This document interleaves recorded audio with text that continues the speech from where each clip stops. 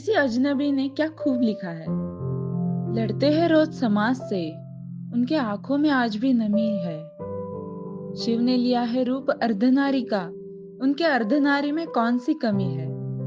कोख वही जन्म का, सम्मान की क्यों कमी है। आज हम 21वीं सदी में जी रहे हैं, लेकिन फिर भी आज हर इंसान के अस्तित्व पे सवाल किया जाता है। मैं आरजे मनुजा, आवाज है आईएसबी जैसे ऐसे ही एक व्यक्ति का आप सब लोगों से परिचय करवाना चाहती हूँ, जिन्होंने हर मुकाम पर खुद को साबित करने के लिए इम्तिहान दिए हैं। दोस्तों, आज हमारे साथ डॉक्टर सानवी जेठवानी है, जो एक मल्टी टैलेंटेड पर्सनालिटी के नाम से जानी जाती है, जो नांदेड़ महाराष्ट्र की निवासी है। चलो जान लेते हैं उनके लाइफ की कहानी, कैसे उन्होंने इस मुकाम को पार किया। सानवी मैम, हम आपसे जानना चाहते हैं कि आपको एहसास कब हुआ कि आप एक लड़की की तरह फील कर रहे हो, महसूस कर रहे हो। हकीकत में जब बेबी या कोई जन्म में आता है, चाहे वो पुरुष हो स्त्री हो, उसे जैसा सिखाया जाता है वो वैसा ही बिहेव करते हैं। सो अपने अपने जेंडर आइडेंटिटी जो खुद की है, ये समझने के लिए एटलीस्ट एक सर्टेन एज लगती है। तो मेरे बारे में, मैं जब 2 साल की थी तभी मेरे सिस्टर की लड़कियों के कपड़े पहन के नाचना, 4-5 साल की थी तो लड़कियों के साथ ही खेलना, लड़कों के खेल पसंद नहीं करना। तो मैं बाय बर्थ यानी कि जन्म जाति मेरी चॉइसेस एक लड़कियों वाली थी। सिर्फ एहसास होने को मुझे जो समय लग गया, वो था 15-16 साल की उम्र में मुझे एहसास हुआ कि मैं खुद को लड़की की तरह सोचती हूँ या मैं एक लड़की ही हूँ, सिर्फ लड़के की बॉडी में अटक गई। मैम, हम आपसे जानना चाहते हैं कि आपकी सेल्फ एक्सेप्टेंस की जर्नी कैसी थी। आपको किन किन चीजों का सामना करना पड़ा था। ये जर्नी छोटी नहीं है, क्योंकि बचपन में आपको पता नहीं होता है कि which identity you have. By genetically आप क्या दिख रहे हो, मेल हो या फीमेल हो। महिला पुरुष ये हम शरीर आंगिक रूप से देखकर पहचानते हैं, किंतु मानसिक रूप से आप क्या हैं, क्या समझते हैं, कैसे बिहेव करते हैं, क्या पसंद रखते हैं, एक सर्टेन एज के बाद मुझे ये सब पता चला। लेकिन इतना नॉलेज न होने के कारण LGBTQI जो हम कम्युनिटी में इतने सारे अलग-अलग लोगों को देखते हैं, अपनी चॉइसेस देखते हैं। तो मुझे भी मेरे एज में पता नहीं चल पा रहा था कि मेरी चॉइस क्या है, बिकॉज़ 14-15 साल में आने के बाद पुरुषों की तरफ आकर्षण होना, खुद को लड़कियों की तरह रहना, फिर खुद को एक्सेप्ट करना कि यस मैं ये हूँ और मुझे शादी नहीं करनी है। मैंने ये ठान ली थी कि मैं कभी किसी लड़की की लाइफ खराब नहीं करेंगे और मुझे मेरी लाइफ में शादी किसी लड़की से नहीं करनी, मुझे मेरी लाइफ जीनी है। घर से प्रेशर भी था कि आप शादी करो, एक लड़की को बहू लाओ घर में, ऐसे बहुत सारी चीज़ें हो रही थी। बट मुझे, जब मैं फिर उस समय ना ट्रांसजेंडरों से मिली, मैंने उनकी लाइफ देखी कि ये होता क्या है, व्हाट दे डू। फिर मैंने ऑपरेशंस के बारे में सर्च करना शुरू किया।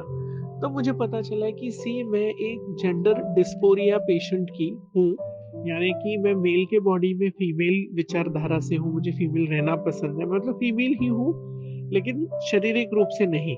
तो मैं इसको बना सकती हूँ बाय ऑपरेशन, तो मैं क्यों ना करूँ? ये सेल्फ एक्सेप्टेंस आया जब जब मैंने समाज में अदर ट्रांसजेंडर्स को देखा, काफ़ी लोगों को देखने के बाद पता चला कि यस हमें भी कुछ हासिल खुद के लिए करना चाहिए। तब जाके मैंने ये एक्सेप्ट किया।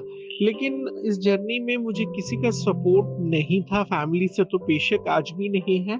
इन सब में मुझे जो सपोर्ट मिला कि मैं क्या हूँ, क्या नहीं हूँ, इसके लिए मेरे फ्रेंड्स ने, मेरे क्लोज़ेस्ट फ्रेंड्स ने मुझे सबसे ज़्यादा सपोर्ट किया। मैम, जैसे कि आपने जेंडर डिस्फोरिया का जिक्र किया, तो जेंडर डिस्फोरिया क्या होता है। मेडिकल टर्म्स क्या बोलता है कि जेंडर आइडेंटिटी डिसऑर्डर या जेंडर डिस्फोरिया, ये 2 नाम हैं।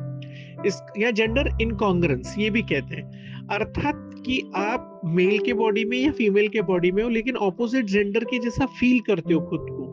ये होता है जेंडर डिस्फोरिया। एग्जाम्पल मेरे प्रति जो हुआ कि मैं मेल हूँ बॉडी से, लेकिन अंदर से फीमेल हूँ। आकर्षण ये सब कुछ एक लड़की की तरह है, जिसे लड़का पसंद आए। As a social point of view से आपको ये जेंडर चेंज करना कितना टफ था। मतलब लोगों के क्या रिएक्शंस थे बिफोर एंड आफ्टर सर्जरी। जब मैंने सबसे पहले ये सर्जरी करने का फैसला किया, तो मुझे सबसे बड़ा सामना करना पड़ा कि तुम जैसे हो वैसे क्यों नहीं रहोगे। इन सब प्रोसेस में आपको पेशेंस चाहिए, आपको केयर करने वाला कोई बंदा चाहिए, कौन करेगा? फाइनेंस कहाँ से लाओगे? पैसा भी लगता है, उसके बाद पहले ट्रीटमेंट के बाद में बहुत सारे बदल होंगे, समाज किस तरीके से एक्सेप्ट करेगा? ऐसे बहुत सारे क्वेश्चन्स आने के बाद ना मुझे ऐसा था, आपको बताया नहीं मैंने कि मेरे एक्सेप्टेंस में मैंने कभी खुद को 3 बार सुसाइड अटेम्प्ट्स भी किए। जस्ट बिकॉज़ कि बाबा ये एक्सेप्ट लोग नहीं करेंगे तो हम कैसे जिएँगे? इससे बेटर है कि अच्छा जीवन भगवान दे अगला वाला, लेट्स डाई। बट लेकिन खुद को सँभालने के लिए मुझे ना ऐसे लगा कि नहीं, ये दूसरे लोग जी सकते हैं, एक लूला-लंगड़ा जी सकता है, एक अंधा जी सकता है, जिसको शरीर से इतनी प्रॉब्लम है, ये तो हम क्यों नहीं? हम भी अपना लाइफ खुद के तरीके से जी सकते हैं। तो मैं इन सब के लिए तैयार हो रही थी। मुझे ये प्रॉब्लम्स आ रहे थे कि मुझे क्या करना चाहिए, कैसे करना चाहिए। तो मैं अलग-अलग डॉक्टर से मिलना शुरू की, पूना, मुंबई, दिल्ली।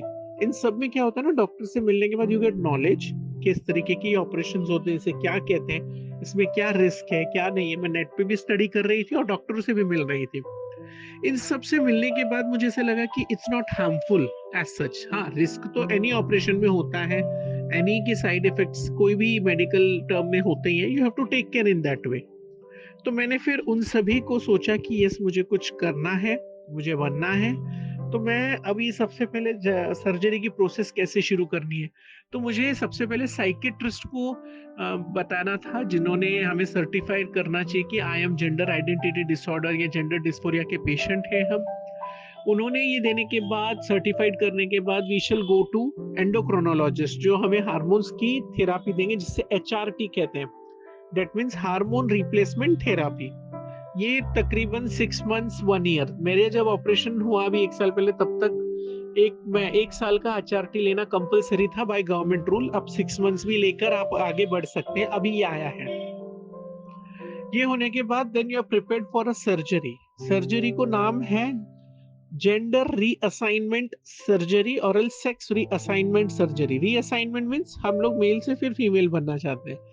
इसके सर्जरीज पहले भारत में नहीं होते थे, अब भारत में भी उपलब्ध है।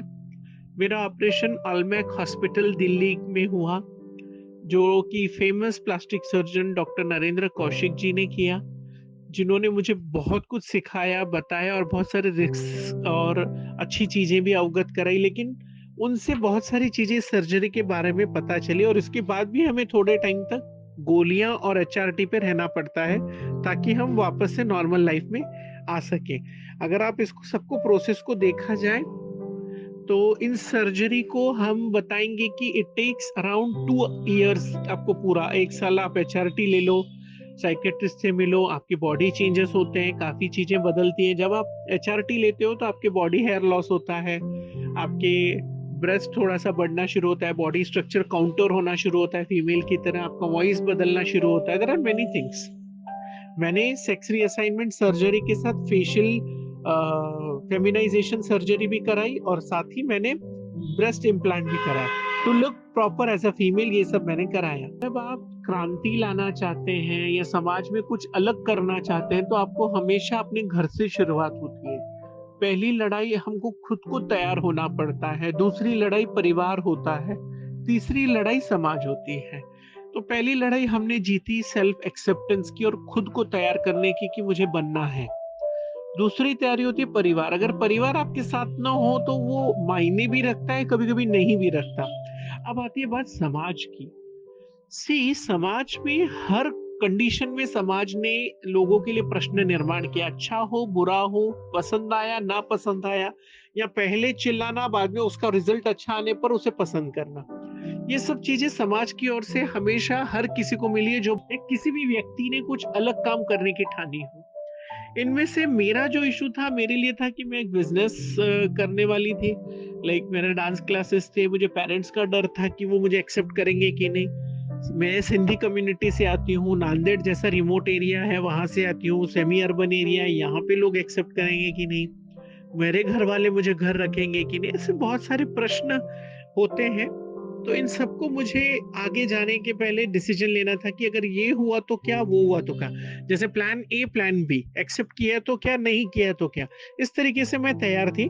लेकिन बिफोर सर्जरी इस टाइप का मुझे लोगों को रिएक्शन दिखा मेरे प्रति। कुछ लोग कहने लगे कि करना चाहिए, कुछ लोगों ने विरोध किया, कुछ बाद में भी कुछ लोगों ने विरोध किया, बाद में वो लोग टर्न हो गए मुझसे प्यार करने में। तो रिलेटिव्स ने मुझे बहुत ऐसा सपोर्ट नहीं किया जितना मेरे समाज वालों ने, बाहर वालों ने मुझे एक्सेप्ट किया। मैं बचपन से ही एक डांसर हूँ, लेकिन मेरे एक्सप्रेशंस मेरे बहुत अच्छे थे और मुझे लड़कियों की तरह ही तैयार होके नाचना पसंद था बचपन से ही। तो मैं जब 10 साल की या 11 साल की थी, तो मुझे ऐसा लगा कि क्लासिकल डांस देखा मैंने कहीं, तो मुझे ऐसा लगा कि मुझे ये सीखना चाहिए। ये क्लासिकल डांस को अपन ने अपनाना चाहिए और सीखना चाहिए। लेकिन मेरे यहाँ पे नांदेड़ में इतने ऑप्शंस नहीं थे, घर वालों का इतना डांस वगैरह के प्रति रुचि नहीं था, तो इतना ऑप्शन नहीं मिल रहा था। ये ऑप्शन ढूँढने के लिए मुझे थोड़ा समय लग गया और मैं क्लासिकल डांस की ओर मेरे 10th के बाद बढ़ी, जैसे कि 14, 15, 16 साल बाद। और लावनी मैंने मेरे कॉलेज टाइम में सीखा लगभग 18 साल के बाद। जब मैंने लावनी को देखा पहली बार सुरेखा पुणेकर जी को परफॉर्म करते हुए, लावनी मेरे अंदर घुस गई। आप एक बोल सकते हो एक हवा घुस गई और उसके बाद मैं एक लावनी आर्टिस्ट बोल के ज़्यादा पहचानने में गया, परफॉर्म करना भी मैंने शुरू किया। जैसे कि हम सब जानते हैं आप सोशल वर्क बहुत करती हो, तो आपने अभी तक ट्रांस कम्युनिटी के लिए कुछ सोशल वर्क किया है? मैं सोशल वर्क तो करती हूँ, ट्रांस कम्युनिटी के लिए मैं अभी-अभी काम करना शुरू की हूँ।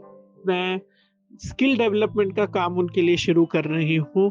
मैं अलग-अलग समस्याओं, अभी तो मैं फ़िलहाल ट्रांस कम्युनिटी नहीं, एलजीबीटीक्यू कम्युनिटी सभी के लिए I work as an mentor या फिर आप इनको बोल सकते हैं काउंसलर। जिनको भी काउंसलिंग की ज़रूरत होती है या किसी प्रकार के प्रश्न होते हैं, मैं उनको मदद करती हूँ। सोसाइटी में ट्रांस कम्युनिटी के लिए प्रोग्राम्स क्या किए जाते हैं, अभी आजकल कॉन्फ्रेंसेस होना शुरू हो रही हैं। इनको समाज की मुख्य प्रवाह में लाने के लिए अलग-अलग प्रोग्राम्स ऑर्गेनाइज़ किए जा रहे हैं। कल्चरल बोलिए, सोशल बोलिए, कॉन्फ्रेंस बोलिए, एजुकेशन फेयर बोलिए, आधार कार्ड योजना है या फिर ट्रांस कम्युनिटी का स्पेशल आइडेंटिटी कार्ड है। ऐसे अनेकों प्रोग्राम्स अब समाज में होने लगे हैं, लेकिन एज़ सच बहुत बड़े लेवल पे काम हो रहा है या ट्रांस कम्युनिटी को फोकस किया जा रहा है या उनके लिए स्पेशल प्रोग्राम्स गवर्नमेंट दे रही है या कुछ दे रही है या उन पे फोकस होके कुछ काम हो रहा है, ये नहीं है, क्योंकि सोसाइटी भी इतने ओपनली कुछ एक्सेप्ट करती नहीं और देती नहीं है। ट्रांस कम्युनिटी को अब अपने हक मिलने शुरू हुए हैं, ऐसा बोल सकते हैं हाल ही में थोड़े बहुत मिले, जैसे उनका स्पेशल आइडेंटिटी कार्ड। बहुत ट्रांसजेंडर्स ऐसे होते हैं जिनको घर से निकाला जाता है, फिर उनके पिताजी, माताजी कोई भी उनको रिकॉग्निशन देने से या किसी प्रकार के कागज पत्र देने से मनाही हो जाती है, पढ़े लिखे नहीं होते, तो उनका कोई कहीं पर नाम का दर्ज नहीं होता, कहीं नाम दर्ज नहीं रहने से उनको कोई आइडेंटिटी कार्ड मिलना बड़ा मुश्किल होता है। अब समाज कल्याण के माध्यम से सोशल वेलफेयर जस्टिस ऑफिस जिसको कहते हैं, इसके माध्यम से ट्रांसजेंडर्स को उनका स्पेशल टीजी आइडेंटिटी कार्ड मिल रहा है, इलेक्शन कार्ड्स मिल रहे हैं, राशन कार्ड्स मिल रहे हैं, आधार कार्ड्स मिल रहे हैं। सभी जगह टीजी के फॉर्म्स एक्सेप्ट होने लग गए हैं। एक पहले मेल फीमेल यही 2 सेक्शन होते थे फॉर्म्स में, अब सब जगह टीजी भी आने लगा है। तो ऐसे अनेकों, लेकिन हक मतलब क्या? सबसे बड़ा हक हमें चाहिए वो है दिलों में जगह। अगर मेल की फीमेल की तरह कोई नौकरी कर रहा है, समझो एक दुकान पे किसी को जॉब रखा जा रहा है, एक ऑफिस में रखा जा रहा है, मेल को पूछा जा रहा है फीमेल को, तो टीजी को भी होना चाहिए। कर्नाटका सरकार ने आरक्षण दिया, कहीं पे पुलिस में आरक्षण मिल रहा है, कहीं अलग अलग भर्तियों में मिल रहा है। तो इन सब में क्या होगा कि they will get good opportunity, समाज के मुख्य प्रवाह के साथ आएंगे, अनेकों समाज के घटकों के साथ जुड़ेंगे, तो भी समाज एक्सेप्ट करेगा, ओपन माइंडेडली रहेगा। तो हक मिले थोड़े हैं, बहुत बड़े हक चाहिए। सबसे महत्वपूर्ण सवाल, भरत टू सानवी जो आपने नाम चेंज किया है, तो सानवी ही नाम क्यों? मैंने भरत से सानवी ये नाम क्यों चूज किया? मैंने भरत मेरा नाम मेरे पिताजी माताजी ने दिया। मेरे ऑपरेशन के समय मैंने मेरे पंडित जी से पूछा कि मुझे 2 शब्द दीजिए, मेरे ऑपरेशन के समय क्या निकलते, तो मेरे पंडित जी ने मुझे स और ड दिया। तो मैंने स चूज किया और स पे मुझे सानवी ये नाम मिला जिसका अर्थ है लक्ष्मी। जब हम एक नर से नारी में आते हैं तो हमारा रूप है लक्ष्मी का अवतारित होना। तो हम जब लक्ष्मी के रूप में आ रहे हैं तो नाम भी लक्ष्मी जैसा ही कुछ होना चाहिए, इसलिए मैंने ये नाम चूज किया। और आखिरी सवाल, आप हमारे माध्यम से सभी लोगों को क्या कहना चाहते हैं? मैं एक ट्रांस वुमन हूँ जो कि एक पुरुष से महिला की और बड़ी और अपनी एक जिंदगी स्वीकारी। अब मुझे लगता है कि मेरे जैसे अन्य घर में आपके होंगे, तो इनको घर से मत निकालिए। इनका भी अधिकार है जीने का, इन्हें भी अपने घर में एक पनाह दीजिए, जगह दीजिए और इनकी लाइफ सुधारने का आप कोई बेड़ा लीजिए, ताकि समाज में ऐसे अन्य लोगों को कोई सी प्रकार की तकलीफ ना हो और ऐसा ना माना जाए कि ये समाज के इसमें नहीं है या समाज इनसे अलग है, ये समाज से अलग है, ऐसा नहीं। ये सब तभी संभव हो पाएगा जब घर से तैयारी होगी, तो सभी ने घर में और दिल में जगह देना है और रिस्पेक्ट बनानी है और सरकार से मेरी मानना है कि हमारे लिए भी एक नॉर्मल सा अधिकार हो, पार्लियामेंट में जगह हो ताकि हमारा आवाज उठाने वाला कोई होगा और हम भी कुछ कर पाएंगे। Thank you so much. ये है सानवी जेठवानी की कहानी, जो हम सबको जानना जरूरी है, क्योंकि ऐसी बहुत सारी अनकही कहानियां जो हम तक अभी भी नहीं पहुंची है। तो आवाज है आईएएस विजय के माध्यम से सानवी मैम ने खुद का एक्सपीरियंस शेयर किया।